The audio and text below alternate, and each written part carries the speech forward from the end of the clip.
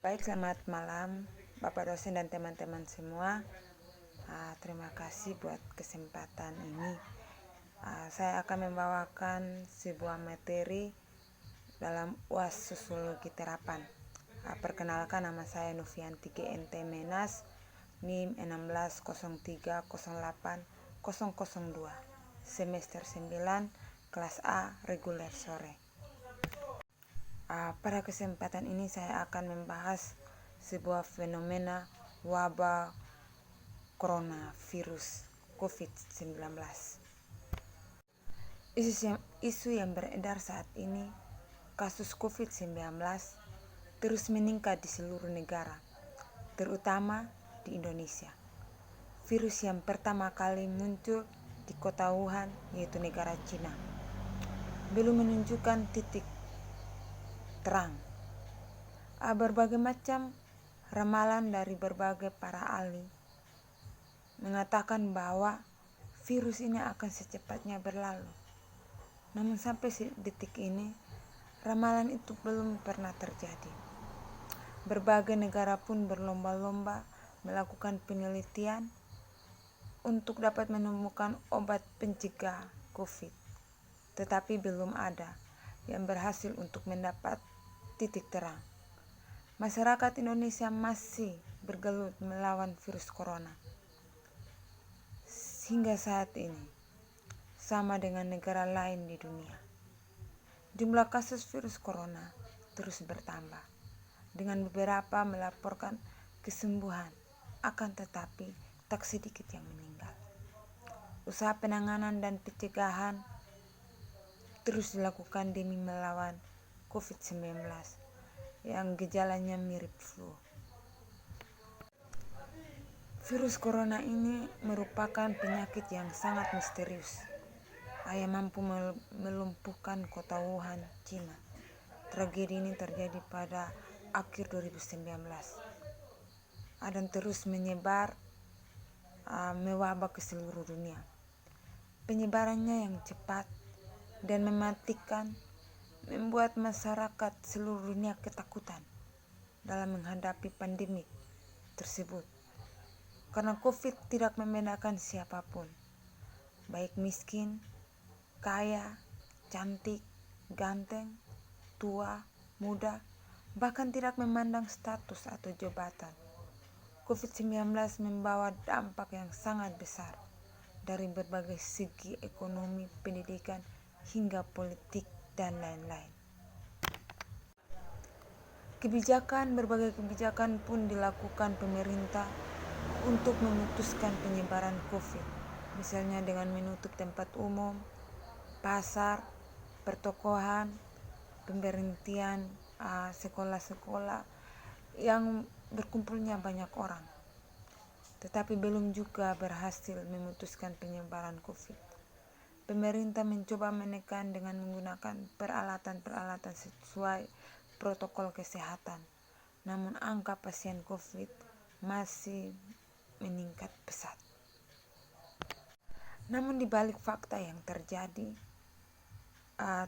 karena virus, ada kejadian menarik di beberapa bulan terakhir, yaitu adanya kapitalisasi dan monetisasi muncul di tengah wabah ini, terutama dalam bidang kesehatan.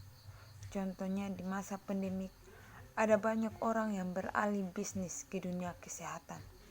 Hal ini dibuktikan banyaknya penjualan masker di pinggir jalan, tidak sedikit pula yang menjual peralatan kesehatan dan lainnya. Di tengah itu pula naiknya harga peralatan kesehatan yang dijual oleh pihak rumah sakit, terutama apotek dan tempat-tempat lainnya di bagian kesehatan.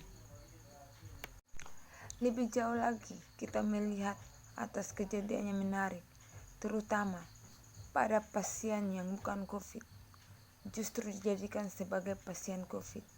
Akibatnya, setiap orang yang meninggal semuanya mengarah pada penyebab COVID-19. Dari konteks ini bisa kita lihat ada kapitalisasi yang bermain di balik itu. Ada pula yang menaikkan harga bahan pokok di tengah pandemi. Selain itu, nampak ada monetisasi terlihat dari berbagai macam orang untuk menciptakan konteks atau vlog di YouTube. Bahkan YouTube dijadikan leading untuk berbisnis. Tidak sedikit pula yang membuat konten tentang wabah corona. Dilihat dari peningkatan COVID pada masyarakat cenderung mengabaikan protokol kesehatan, sehingga potensi meningkatnya pasien COVID semakin hari semakin meningkat. Mengapa demikian? Karena masyarakat itu perlu membiasakan diri mereka dengan pemakaian masker. Karena dengan adanya COVID-19, maka secara langsung atau dengan pemaksaan langsung merubah perilaku masyarakat untuk mengikuti aturan protokol kesehatan yang aturannya dibuat oleh pemerintah demi keselamatan semua. Itu sangat sulit untuk bagi masyarakat untuk secara cepat merubah perilaku mereka.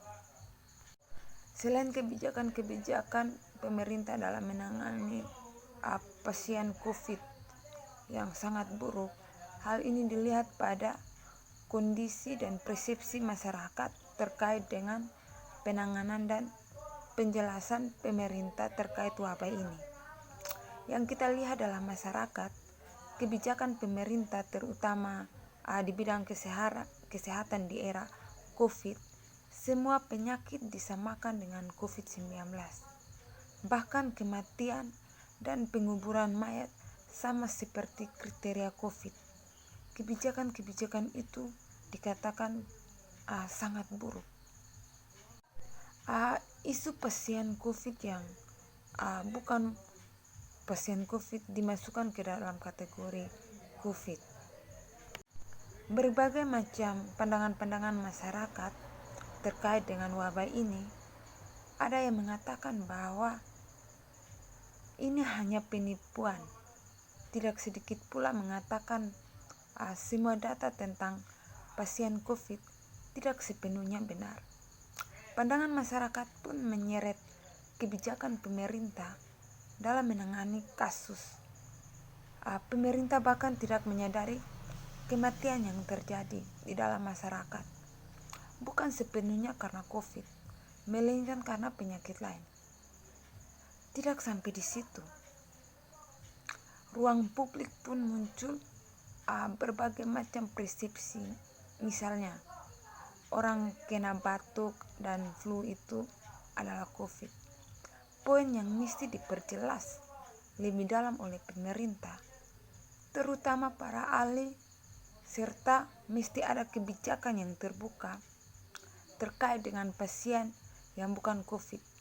Akibatnya, masyarakat pun cemas bila ada gejala penyakit COVID, tetapi disamakan dengan COVID. Maka terjadi yang demikian, masyarakat takut untuk pergi ke rumah sakit ketika mengalami penyakit. Ini yang sangat berbahaya buat masyarakat, bisa mengakibatkan kematian hanya karena tidak paham tentang masalah COVID, takut didiagnosa oleh kesehatan bahwa penyakit COVID itu yang menjadi ketakutan buat masyarakat untuk sekarang. Selain itu, kebijakan pemerintah dalam menangani korban kematian karena COVID dan bukan karena COVID, pada ranah ini, pemerintah belum mengeluarkan kebijakan yang secara terbuka, sehingga pihak tertentu menyamakan kematian yang bukan COVID menjadi COVID. Fenomena ini mengundang berbagai pandangan dari berbagai para pakar, termasuk masyarakat. Isu yang beredar di tengah masyarakat bahwa dari banyak kematian tidak semua karena COVID, melainkan ada penyakit lain. Ada pula yang mempersalahkan pihak kesehatan. penolakan, berbagai penolakan, dan bahkan ada pula yang memprotes atas penanganan kasus yang bukan COVID tetapi dijadikan COVID. Ada undang-undang COVID-19. Bila dilihat dari keputusan Menteri Kesehatan nomor 0107 Menkes 382/2020 tentang protokol kesehatan bagi masyarakat di tempat dan fasilitas umum dalam rangka pencegahan dan pengendalian corona virus 2019 COVID-19 bagi masyarakat di tempat dan fasilitas umum dalam rangka pencegahan dan pengendalian corona virus corona ini sebagaimana dimaksudkan dalam diktum ke-1 digunakan sebagai acuan bagi kementerian atau lembaga pemerintah dari provinsi, pemerintah daerah, kabupaten, kota, dan masyarakat, termasuk asosiasi pengelola, pemilik kerja, dan pengunjung pada tempat pemilik kerja dan pengunjung tempat dan fasilitas umum, serta komponen lain baik dalam penetapan kebijakan, pembinaan aktivitas usaha, pelaksanaan, melakukan pengawasan kegiatan di tempat dan fasilitas umum dalam rangka pencegahan terjadinya epicenter atau kluster baru dalam masa pandemi COVID-19. Dari undang-undang yang tersurat dan semua masyarakat wajib mengikuti rujukan pemerintah untuk tidak berkumpul sesuai dengan bunyi undang-undang tersebut. Tapi bila dilihat dari kondisi yang ada di lapangan sekarang ini masih banyak yang belum sepenuhnya diterapkan dan diikuti oleh masyarakat. Masih ada aktivitas-aktivitas masyarakat yang mengumpul di tempat umum, misalnya di pasar untuk mencari nafkah. Masih ada apakah di situ kita bisa lihat apakah undang-undang itu pantas diterapkan ke dalam masyarakat yang secara ekonomi telah lumpuh. Dikatakan penerapan undang-undang mestinya dilihat dari kondisi dan keadaan masyarakat. Pemerintah harus menerapkan peraturan sesuai dengan kemampuan dan kondisi daerahnya agar tidak terjadi kontras antara peraturan perundang-undangan dengan kondisi masyarakat. Demikian pembahasan saya mengenai isu tentang virus corona COVID-19. Semoga bermanfaat bagi semua yang mendengar bahkan menonton video ini. Saya ucapkan terima kasih dan salam.